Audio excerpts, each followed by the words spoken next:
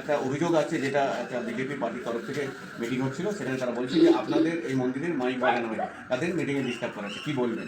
আগে কি মিটিং না আগে পুজো? যদি হিন্দুত্ব বলা হয়, তাহলে আগে পুজো না আগে মিটিং, সেইটা আগে আমাকে বলতে হবে। দ্বিতীয় কথা হচ্ছে, আমাদের এটা 35 বছরের পুজো। প্রত্যেক বছর জানুয়ারি মাসের প্রত্যেক শনিবার আমাদের এটা উদযাপন হয়, এবং ব্রতীরাও থাকে, পুষ্পাঞ্জলি দেয়। তারা অসুস্থ হয়ে পড়েছে দু একজন, তাদেরকে নিয়ে গেছে। এবং হচ্ছে আমাদের এইটা বাৎসরিক পুজো, প্রত্যেক শনিবারই হয়। হ্যাঁ, তো ওদের জন্য আমাদের পুজো ব্যাঘাত ঘটেছে।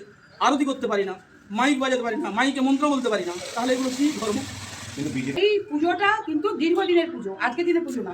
এখানে পার্টির কোনো প্রশ্নই আসে না। আর দ্বিতীয় কথা হচ্ছে, ঠাকুরের পুজো হচ্ছে এটা প্রতি বছর এই জানুয়ারি মাসের প্রথম শনিবার, যেটা এইটা কিন্তু বড় করে উদযাপিত হয়।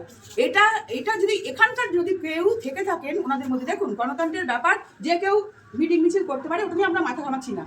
এবারে তাদের কিন্তু উচিত ছিল যে একবার জেনে নেওয়া যে এরকম ধরনের ডিস্টার্বেন্স, কারণ যারা এই পাড়ার মধ্যে থাকেন, হয়তো ওখানে আছেন, তাদেরকে বলা যে এইখানে অনুষ্ঠানটা যখন হয়, যেখানে যেহেতু এই পাড়াতে এখানে হয়েছে ওনাদের ওই কি বলেন বিজেপির যে মিটিংটা পাড়াতেই হয়েছে, তো উনি একবার জিজ্ঞেস করে নিতেই পারতেন, নিশ্চয়ই পাড়ার কেউ আছে এখানে পুজোটা দীর্ঘদিনের পুজো।